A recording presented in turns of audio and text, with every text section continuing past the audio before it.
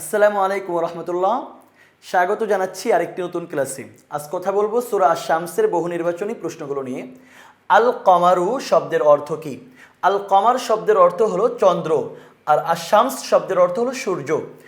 সূরা আশ-শামস এ কোন সম্প্রদায়ের পরিণতির কথা বর্ণনা করা হয়েছে? উল্লেখ করা হয়েছে সামুদ জাতির কথা।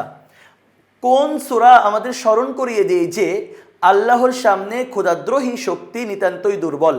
সূরা আশ-শামস, সূরা আদ-দুহা, সূরা আল-ইনশিরাহ, সূরা আল-মাউন। আমাদেরকে স্মরণ করিয়ে দেয় হলো সূরা আশ-শামস। ক নম্বর উত্তর সঠিক। পরের প্রশ্ন হলো কোন সূরায় আল্লাহ তাআলা 7 বার শপথ করে মানুষকে সতর্ক করেছেন? এটা হলো সূরা আশ-শামস। এর শুরুতে অনেকগুলো শপথ আছে। ওয়াশ-শামসি ওয়া দুহাহা ওয়াল কমারি ইযা তালাহা ওয়ান নাহারি ইযা জাল্লাহা।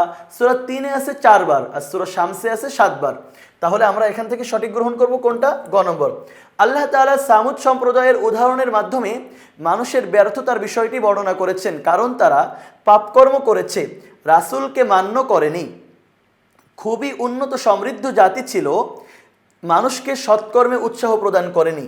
তারা খুবই উন্নত সমৃদ্ধ জাতি ছিল, এটা সঠিক। সূরা শামসের এই বহু নির্বাচনী প্রশ্নগুলো গুরুত্বপূর্ণ ছিল। পরবর্তী ক্লাস দেখার আমন্ত্রণ জানিয়ে বিদায় নিচ্ছি। আল্লাহ হাফেজ। আসসালামু আলাইকুম।